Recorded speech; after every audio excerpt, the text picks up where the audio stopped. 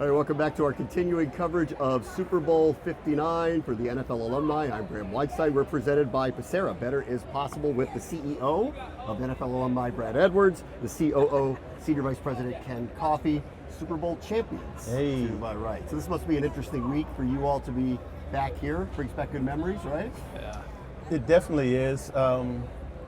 Excited to see old friends, meet new friends, reminisce somewhat, but it's great to be here. Feel the vibe. Yeah, the energy is so amazing here, and I think one of the things from our perspective is you've seen it from the field up as a player, and that's one experience that is really amazing. I mean, particularly when you win. It is beyond bigger. It's bigger than life kind of experience. But when you really get to see it on this side of it, and what all goes into it, you're just reminded about and amazed at the scope and scale of what is the NFL and the Super Bowl. Well, we've gotten used to this in recent years, but it's very different even from the time when you guys won. I mean, the enormity of it, the scope of it, the style of media presentation of it, everything's really different now. So you know what I like about this? This is like America at its best or at its worst, depending on what you do with it, because everything is so over the top. So many people out here pitching something.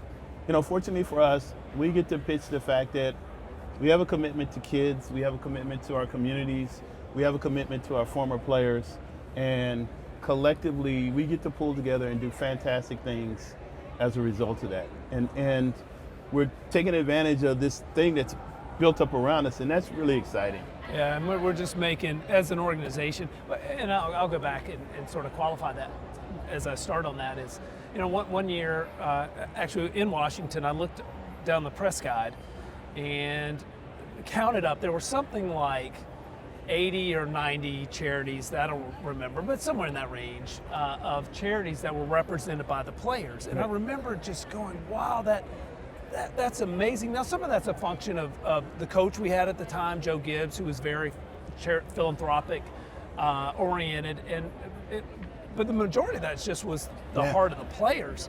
And what I sense, you know, what we've experienced since then is that doesn't stop when you leave the league. It only grows, and players, you know, as they move on in life, and you know, particularly later in life, who really want to leave a legacy, you know, and leave this world a better place. And I'm constantly amazed at how philanthropic, you know, former players really are. It's amazing. Yeah, you know, I think impact's an interesting subject, especially here in New Orleans. There was a tragedy that occurred here not that long ago. It wasn't that long before that, years ago now, but not that long where Hurricane Katrina hit. We know what the Saints meant to the community, what Drew Brees meant to the community.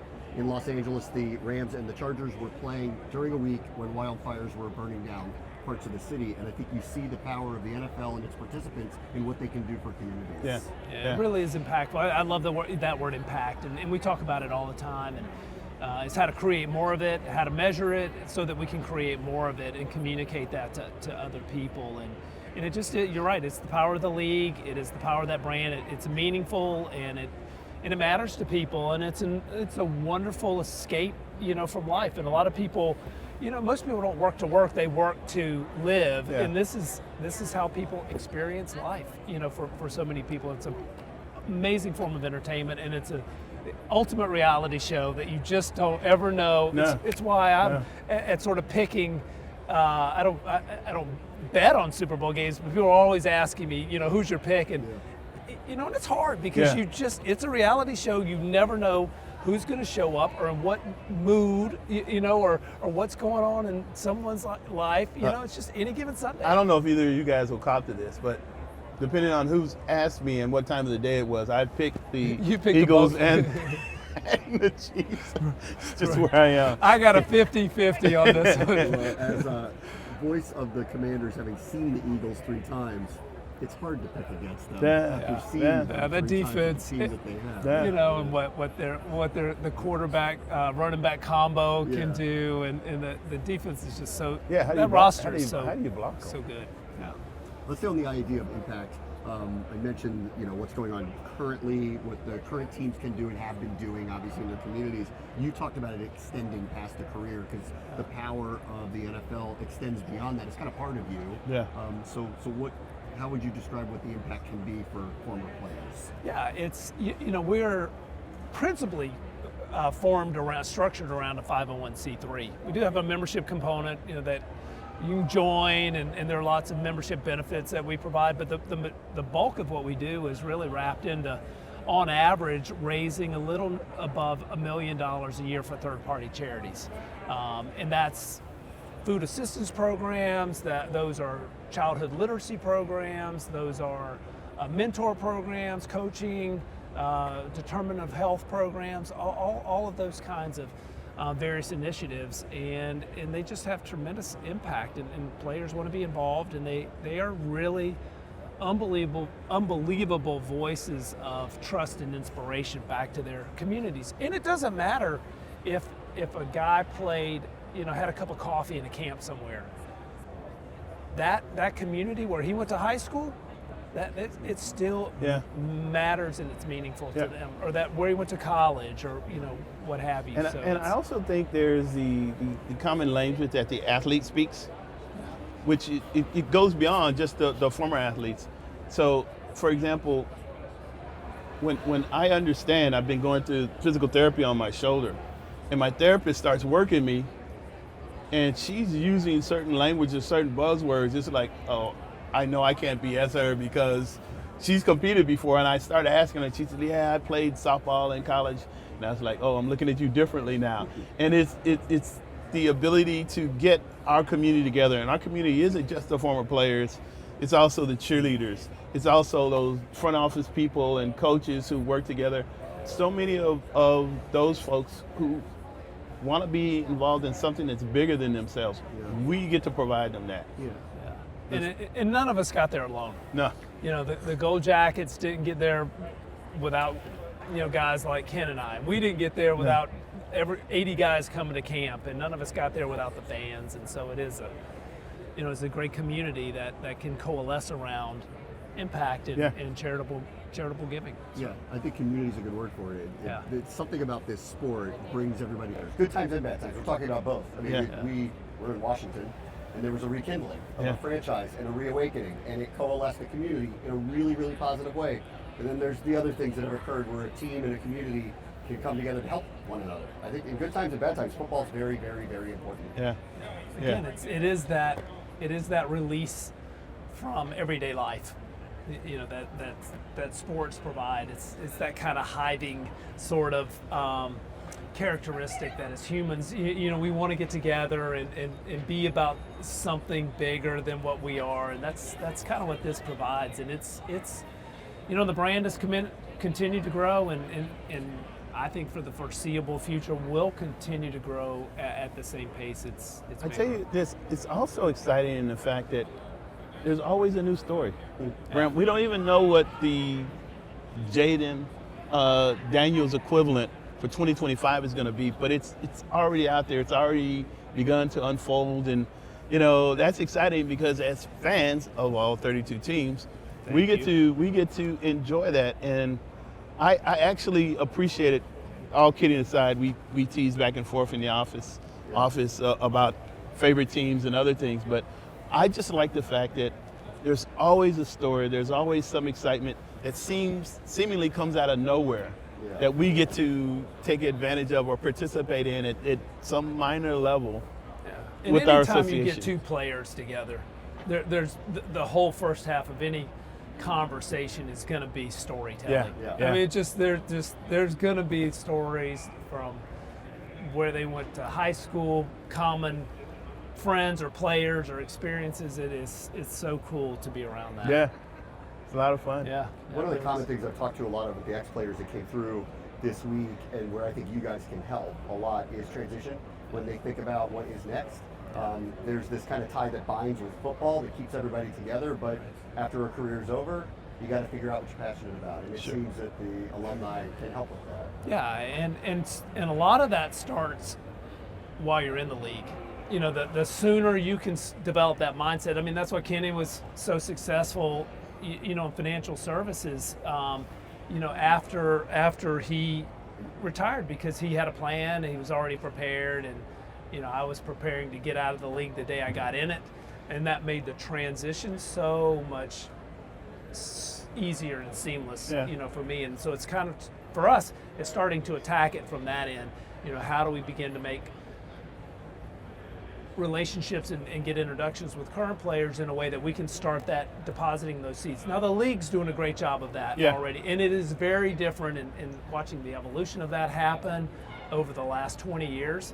Certainly from the time I retired to today, you see the push and you hear about the push from the league, and we just need to be there to pick it up and reinforce it, from that point on, and within the ecosystem, working with the league, with the Players Association, with the Alumni Association on, that whole transition.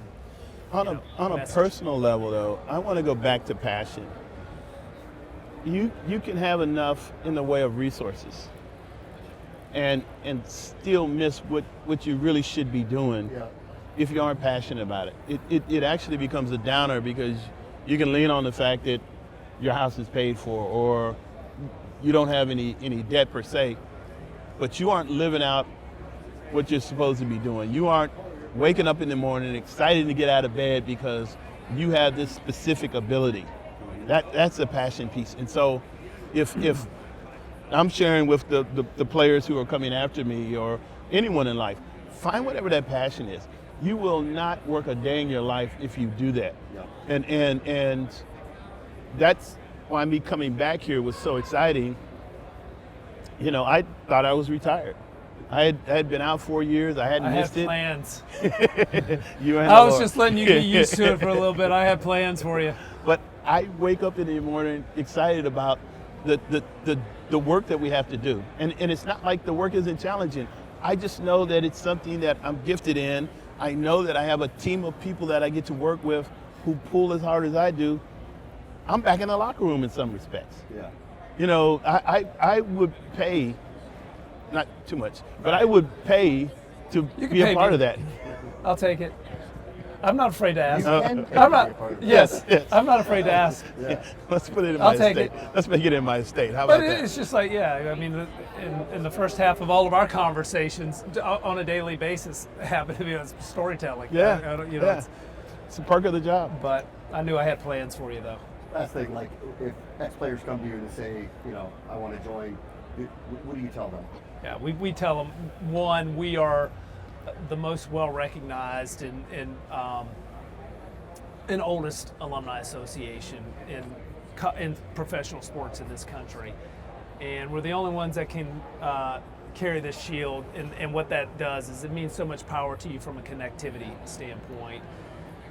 We provide all of the support around helping you fulfill your philanthropic activities or pursuits or goals at a local level. So we do all the accounting, all the legal, all of the membership benefits. We can introduce you to new member benefits and just help you reconnect and stay connected with that brand. And that's what we find is so important, and help you monetize your name, image, and likeness, which is a big thing now we're obviously hearing about, and that's a big focus of ours. Not only helping fill in the gaps of care that a player may have, or find their care is a whole other challenge. One of those is you can depend on us to help you find that where that benefit is, and sometimes that can be a challenge because you're getting so many different benefits from so many different places. Some of those are for vested players, some of them extend to non-vested players, and so it is a complicated ecosystem that we can assist you with there, as well as helping put money in your pocket. We put a couple $1 million back in players' pockets in cash through our ambassador programs over the last 18 to 24 months. So we're really doing good work in that capacity, and giving you a voice. Yeah, and I guess the last thing I would do is I would just echo what you said about if you're a former player and you've fallen on hard times, pick up the phone and call us. I get at least one call a month with someone who's in that situation, and at the very least, I'm a voice you can listen to.